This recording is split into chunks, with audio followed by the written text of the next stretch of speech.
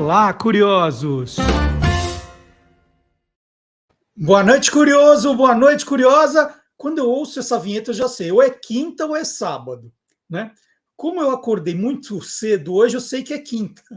Quinta à noite é o dia desse bate-papo descontraído, dessa aula com Magalhães Júnior. E a gente já pode dizer, depois de tantos programas, que nós somos uma dupla, Maga, que joga por música aqui, não é isso? Boa noite. Boa noite, Marcelo. Boa noite, curiosa. Boa noite, curioso. A gente joga por música, né? A música tanto orquestrada como cantada, tanto É faz, isso. né? E a primeira música que a gente ouve é a música da nossa vinheta. Vamos lá.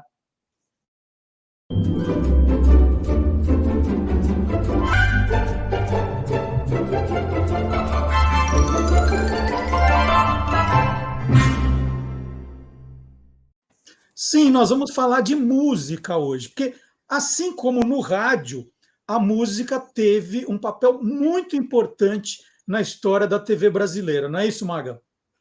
É isso, Marcelo. Agora, por exemplo, se eu perguntar qual foi o último programa de parada de sucesso, o Hit Parade, que realmente marcou época na TV, o que você responderia para mim? Globo de Ouro. Globo de Ouro é um marco, né? Aê, acertei! Hoje é quiz também, tá valendo? Não, hoje não está valendo, não. Gente, e Mas, ó, Marcelo, posso te contar um negócio do Globo de Ouro? Eu sei que está muito no começo ainda, mas claro. eu era adolescente e não entendia direito as coisas da televisão, né? Aí começava o Globo de Ouro e tinha uma música que, vamos dizer, eu gostava muito e eu ficava esperando para ver se ela tocava. Então eu falava assim, não, eu tenho certeza que o primeiro lugar vai ser, sei lá, Paralamas do Sucesso. E ficava assistindo, Uhum. tal, aí anunciavam segundo lugar, Paralamas do Sucesso. Eu ficava bravo, como segundo lugar? Quem vai ser o primeiro? Toda semana era Roberto Carlos. E eu ficava muito bravo, eu não entendia que ia ser para sempre o Roberto Carlos em primeiro lugar, Maga. Ah, mas isso ainda mais na Globo, né? Mas olha, Marcelo, antes de chegar nesse grande programa que foi o Globo de Ouro, o programa de Hit Parade, ou Parada de Sucesso, percorreu um longo caminho. Então, eu gostaria de convidar você e os nossos amigos curiosos a percorrer esse caminho. Pode ser? Vamos lá.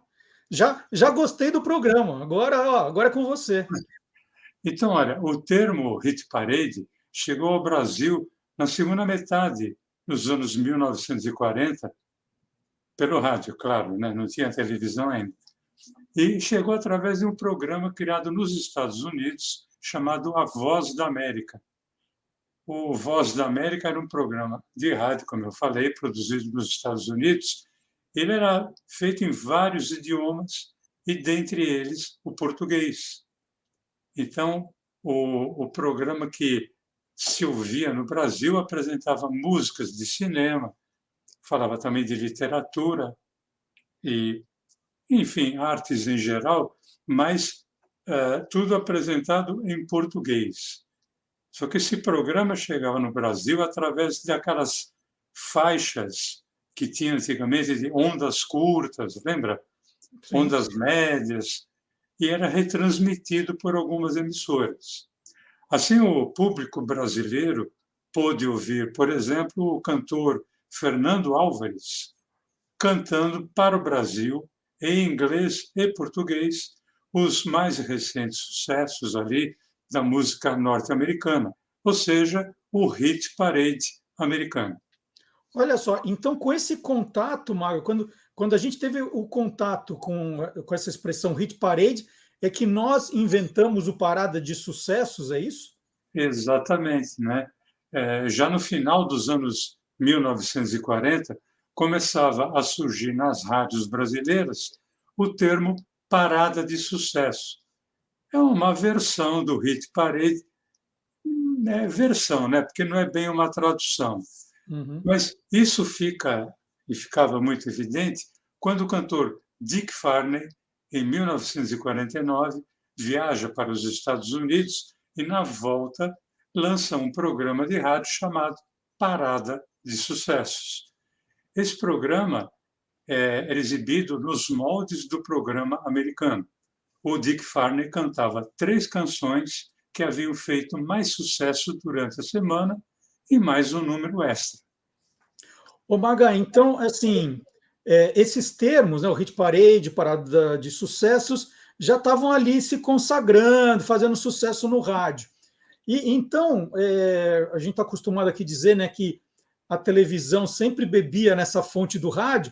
A televisão, assim que foi inaugurada, percebeu esse movimento que estava acontecendo no rádio e resolveu também copiar esse formato? Não foi bem assim, não, Marcelo. Porque assim que foi inaugurada a TV Tupi de São Paulo, que é a primeira emissora televisiva do Brasil, logo no seu primeiro mês de vida, observava-se a inclusão de programas musicais coletivos, mas não se usava o termo hit parade, nem parada de sucesso, e a ideia dos programas nem eram essas. Eu encontrei 2 deles, pode ser que tenha havido algum antes, mas a TV foi inaugurada em 17 de setembro de 1950. Em 17 de outubro, um mês depois, de 1950, a TV Tupi apresentou um programa chamado Ritmo para Três. Participaram a cantora Anita Otero, o cantor Raul Machado e a cantora Lolita Rodrigues. Já em 31 de outubro de 1950, passou-se a apresentar o programa Álbum de Música. Tem um meio cacófato aí, né? Álbum de música. Ainda bem que não era da, né? Você não fica álbum da música. Mas a apresentação era do Aurélio Campos e teve a participação dos cantores Marcos Ayala, Lolita Rodrigues, Rosa Pardini, Joaquim Pereira, Norma Ardanui e Vadeco. E todos eles faziam sucesso em disco, assim, eram populares? Olha, eles eram nomes conhecidos como cantoras e cantores por serem contratados da Rádio Tupi, né? E a consequência era que eles aparecessem na TV Tupi, mas nem todos eram sucesso em disco, não. Mas o aparecimento na TV era uma consequência do rádio. E o termo hit parade, então, demorou para aparecer na televisão? Demorou, Marcelo. Isso porque a TV começou apostando em programas individuais. Porque, assim como as rádios tinham o seu cast exclusivo de cantores, cantoras, conjuntos, orquestras, maestros, as emissoras de TV começaram a seguir o mesmo caminho. Por exemplo, a TV Record, ali depois, a partir de 1953, usava muito bem o seu poderio exclusivo de rádio para abastecer com exclusividade a sua emissora de TV. Isso ficou bem evidente vendo o destaque que se dava a programas individualizados. Por exemplo, a Inesita Barroso, a Marlene, Silvio Caldas e Elisete Cardoso, a Isaurinha Garcia, William Furneaux, que nós apresentamos aqui no programa. Era como se fosse uma parada de sucessos, mas de só um cantor ou de só uma cantora. Bom, e esse formato, então, já que a gente começou com o Globo de Ouro, né, fazendo como último grande programa nessa linha, quando é que surge, então, na televisão brasileira, o primeiro programa com esse formato de parada de sucessos? Olha, como sempre, a pesquisa é uma coisa aberta, né? Uhum. Então, pelo que eu pesquisei, pelo que eu fucei, pelo que eu consegui apurar, o primeiro programa surgiu em junho de 1953, na TV Tupi de São Paulo, com o nome de Desfile de Melodias Jardim, que era patrocinado pelo Café Jardim, e foi uma criação do produtor e diretor Ribeiro Filho. Só que Desfile de Melodias Jardim era um programa, Marcelo, orquestrado. As músicas não eram cantadas, elas eram exibidas pela orquestra da TV Tupi com arranjos do maestro Luiz Arruda Paz. Aliás, o termo desfile de melodias fazia jus ao termo hit parade. Eu acho que era a melhor tradução para hit parade era justamente desfile de sucessos. Então, eu concordo com você em termos. Porque quando a gente fala, né, do hit parade, do parada de sucesso, a gente fica imaginando aquela coisa do vários cantores, várias cantoras, qual é a 10º lugar, 9º lugar, aquele suspense para saber qual é a música mais tocada. E esse programa, o Desfile de Melodias, não era bem assim ainda, né, Maga? Não, mas logo em seguida, né, ali no final de 1953, novembro de 1953, patrocinado pela Companhia de Bebidas Antártica, surge o programa com o título Antártica no Mundo dos Sons. Esse programa era anunciado como sendo o primeiro real hit parade da América do Sul. Os arranjos eram feitos pelos maestros Luiz Arruda Paz e o Elcio Álvares, e a orquestra e coral eram comandados pelo maestro Georges Henry. O roteiro do programa, Marcelo, era uma criação de quem? Do Túlio de Lemos.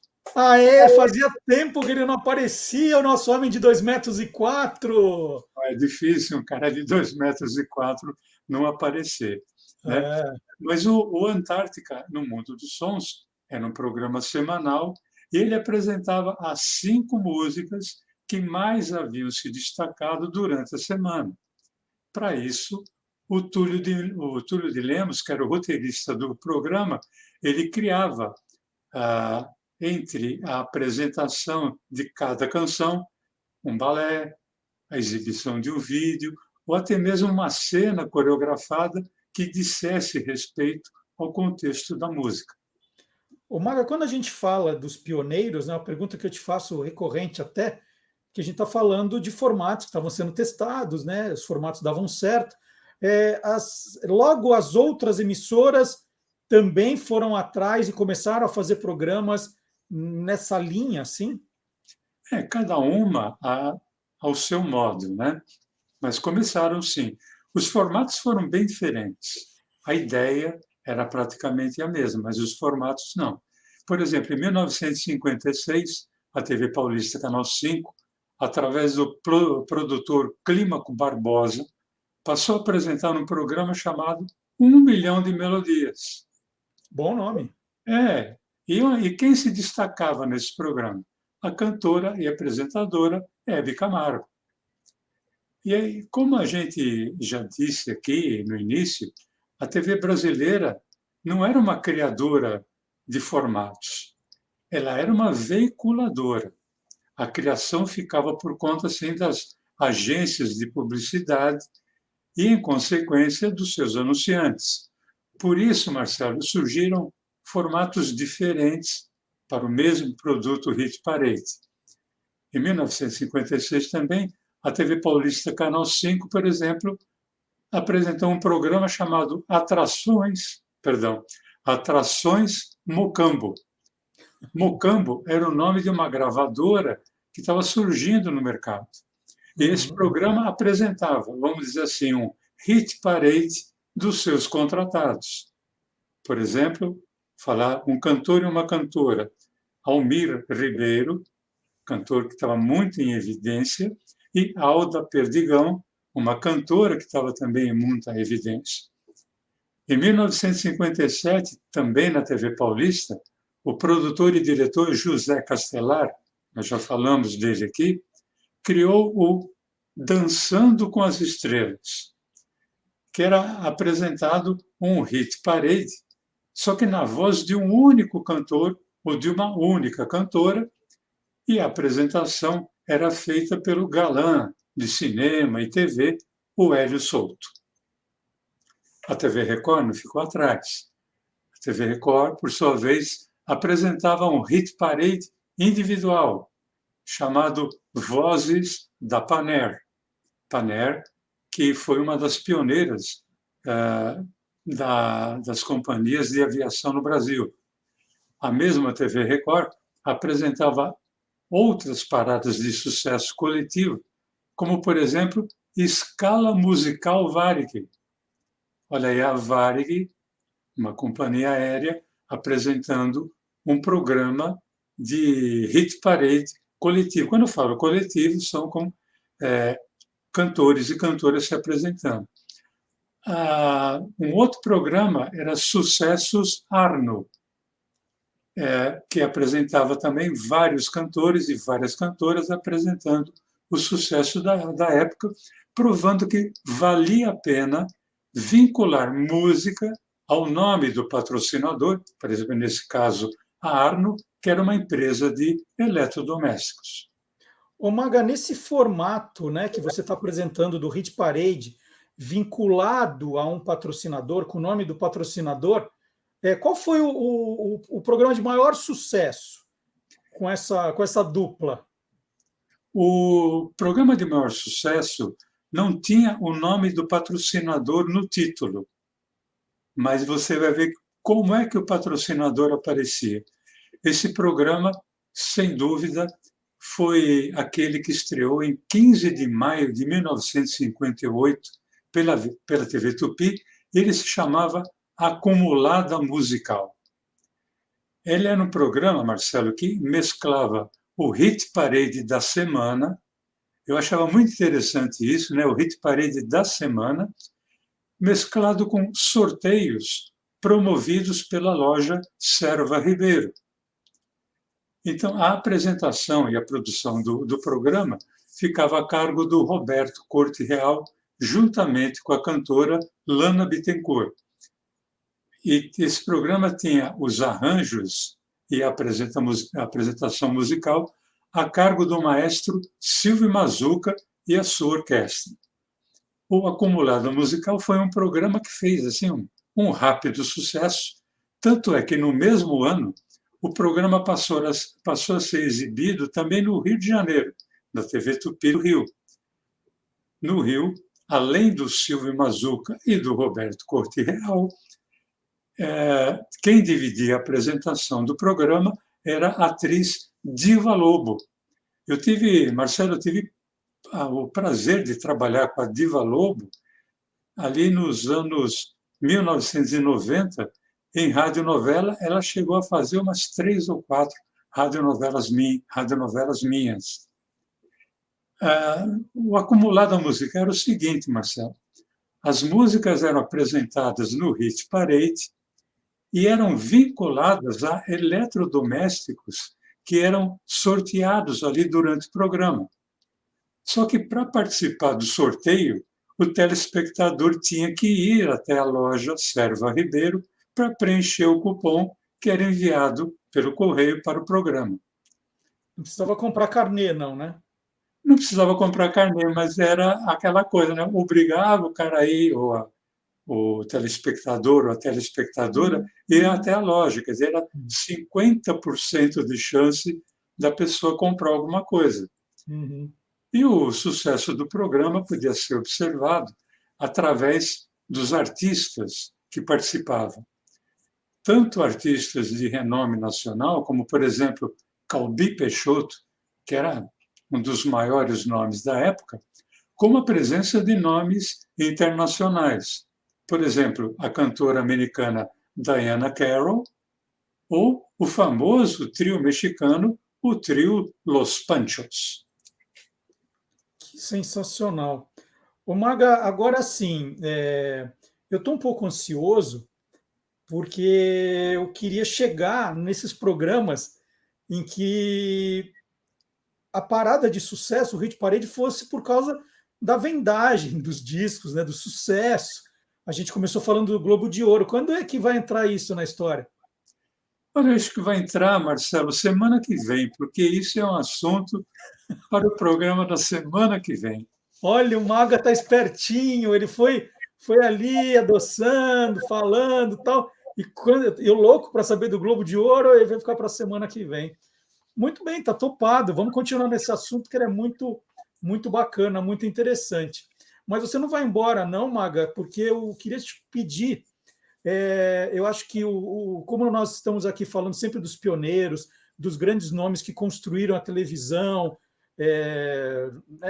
a gente tem que prestar uma homenagem. Nós temos a obrigação de prestar uma homenagem hoje, né, no final desse programa, ao grande ator Milton Gonçalves, que faleceu na última segunda-feira, dia 30, né? E um nome que foi citado inúmeras vezes aqui nos nossos programas de rádio, porque, de fato, ele é um daqueles que colocou muitos tijolos nessa construção, né? Exatamente, Marcelo. Milton Gonçalves, que era mineiro de Monte Santo, quando ele nasceu em 1933. Milton Gonçalves foi ator e diretor de teatro, de cinema, TV, sempre dedicado, muito talentoso, generoso, mas também sempre reivindicador. Podia ser no teatro.